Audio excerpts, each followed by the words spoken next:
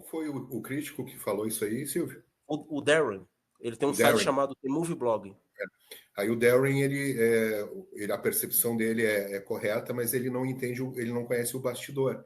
O estúdio era contra qualquer história que fosse centrada em Bajor e nos bajorianos. O estúdio não queria história de bajorianos.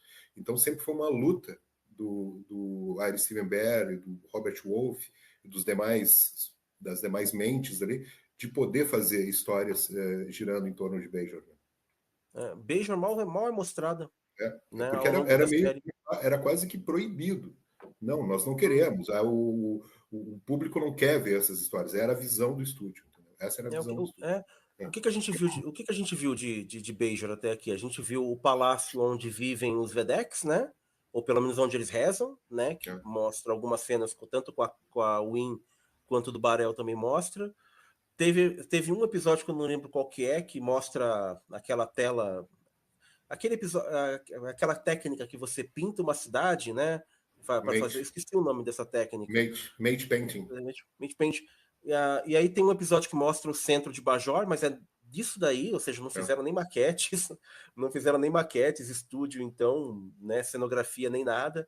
E mais para frente a gente vai ver a caverna, né, onde ficam os orbes, né? Acho que não me engano, onde ficam os orbes. Sabe? Tem uma caverna que ficam lá as referências. Ficam os Power-Rates. Power-Rates, isso. As cavernas de fogo. Isso. É o que vai mostrar que o último episódio da temporada, inclusive, se passa lá, né? O final se passa lá. Então, mas é só isso que eles mostram, né? Acho que, né? A gente viu mais a Lua lá, onde tem aquele personagem que era rabugento e não queria ir embora da Lua e tal. A gente viu mais isso do que Bajor, né? Realmente é uma percepção que o Darren tem que eu acho que condiz, né, com a realidade.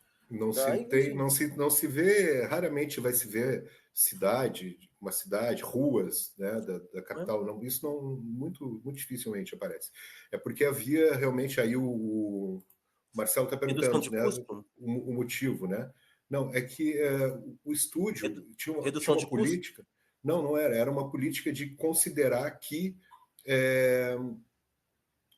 as histórias centradas na espiritualidade bajoriana, nos bajorianos, na política bajoriana, né, porque é tudo muito complexo, muito intrincado, isso o público não gostaria de assistir. Era uma visão de comercial do estúdio. Isso não só que daí eles conseguiram com muito custo ir superando isso e fazendo mais histórias centradas em bajorianos, né? Porque, poxa vida, é um dos pilares da série, né? A série ela inicia a partir da desocupação de Bajor, né? Então era uma visão muito equivocada do estúdio. A gente sabe, ali não é o produtor, o diretor que vai mandar, essas coisas vêm lá de cima do presidente da Paramount, né?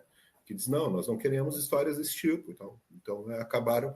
Então, isso explica por que não tem, né? Porque o estúdio não queria. É isso. A resposta simples é essa. Historicamente, entendi. Se a gente parar para pensar, os Estados Unidos eles saíram de um episódio sinistro depois da Guerra do Vietnã, daquelas intervenções todas.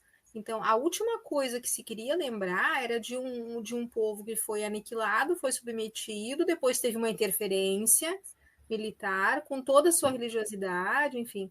São vários episódios na trajetória dos Estados Unidos que a gente sabe que são essas referências de colonização, né? E de interferência militar também. Então, você imagina colocar para um público algo que eles estão querendo esquecer. Tem muitos motivos aí por trás, né? Mas isso não foi. A gente nunca vai poder culpar a galera criativa da série, né?